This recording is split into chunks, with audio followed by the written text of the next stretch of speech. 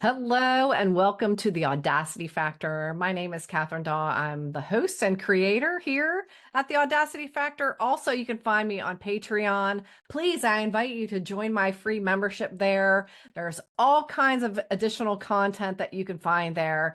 There are also 2 paid levels. If you want even more content, it's there. But I do post the majority of my free content here on YouTube. So, today, what's the date today? August 15th. This is the 15th, number 15 of my 90 for 90 videos. So 90 videos in 90 days. I really want to try to create some momentum, create some additional impact here for you, and also kind of ride the tails of what's going on in the world today, especially here in the United States. I'm really happy to see some really interesting dynamics going on. And that kind of brings me to a subject I want to talk about today. Let's talk about our assumptions. Let's talk about our assumptions and what actually happens when we assume. And I know the old adage, it makes an ASS out of you and me. So, what's really going on? We create meaning. We give meaning to every single thing in our lives. And that can be this special cup. You have a special cup that you have that you then attach meaning to it. And then when the cup is old or whatever, you have a hard time getting rid of the cup. And we do that with so many things. And a lot of those can be kind of around family heirlooms, about something somebody gave you. So this is really,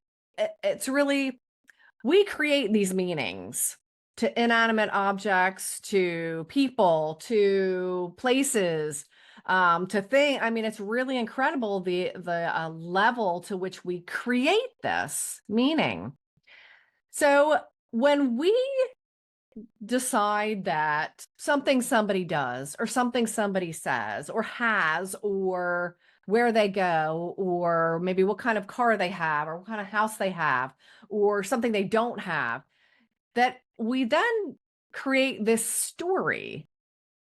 It begins always with our assumptions, making an assumption that because they have this car, we assume something about their life. Because they don't have any children, we go and decide, we assume something about their life, and we create this story then. And in building this story, we can build more and more pieces into it until for us, this created thing becomes a reality. It's not really real, but we act as if it's real.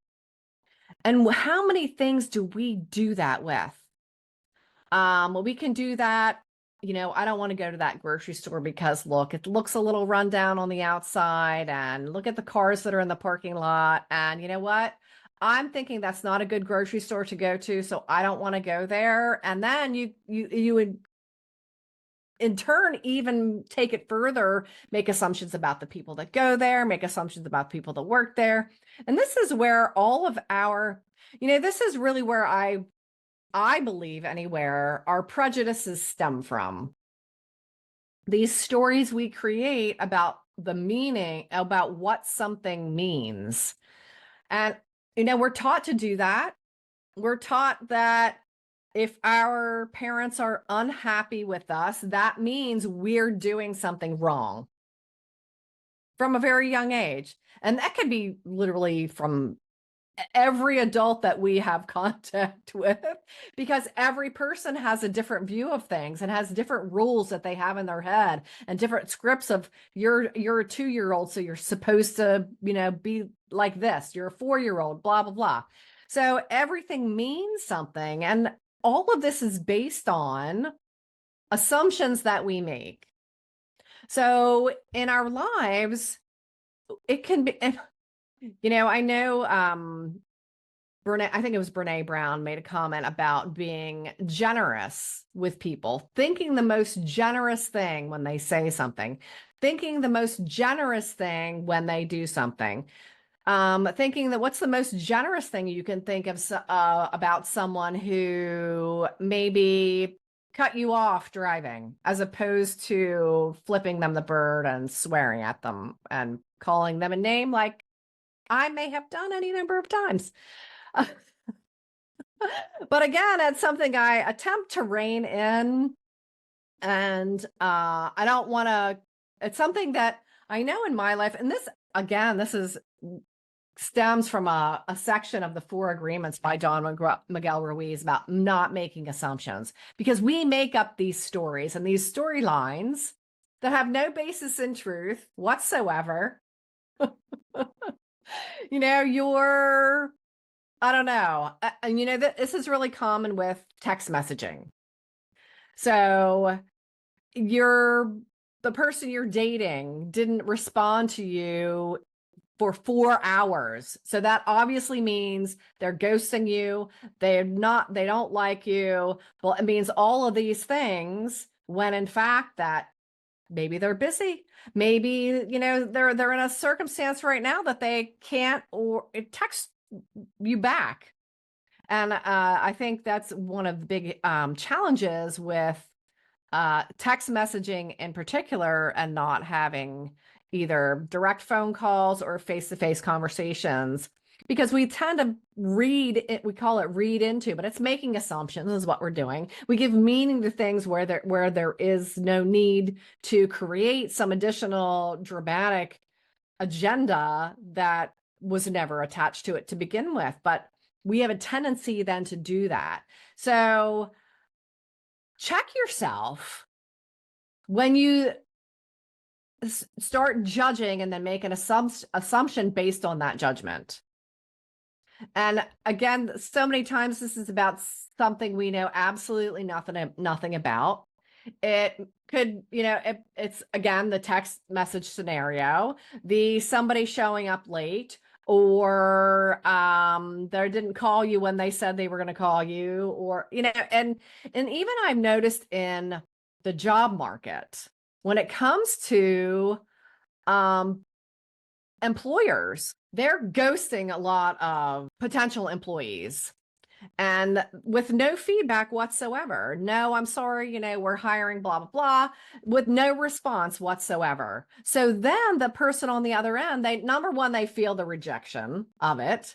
But number two, they end up making up a story about why that particular employer or headhunter or whoever it is didn't have the courtesy or the level of integrity to reach out, say specifically, you know, I'm sorry, but you know, we're considering another candidate, or whatever it is. They can even make up a story, it doesn't matter. But to the person, the no response drives this litany of judgments and assumptions about themselves and about the company who they were interviewing with. It's just, you know, it's a level of integrity that can be missing so much nowadays. And if you think about your own level of integrity, would you want someone else making these assumptions about you because of something you have, something you don't have, something you're wearing, something you say, something you don't say? You know what I mean? Do you want somebody to do that about you? Then check and see, are you doing that in fact about someone else? Are you doing it about yourself? Are you making these judgments and then assuming because you made this judgment against yourself, then it must mean this other thing over here? Let's not continue to feed the drama. Let's not continue to feed the undermining thoughts, beliefs, stories, really, because the assumptions create the story and the storyline. So let's not feed those. And Ted Lasso, I think it was Higgins, find out before you flip out. Find out, do you not want to know the truth, or would you rather have the story? Totally your choice. And that's something I believe in. We all have a choice. We don't get to control other people's choices. We get to choose for ourselves. So assumptions are not, totally up to you. Find out or flip out, totally up to you. I vote for the find out. But then I'm all about fine. I'd rather have the truth than anything else, no matter what it is. So, how about you? Let me know in the comments. Hit a like on this video. Please share. Please subscribe as well. And join me on Patreon. The link is down below in the description. I'll see you all tomorrow.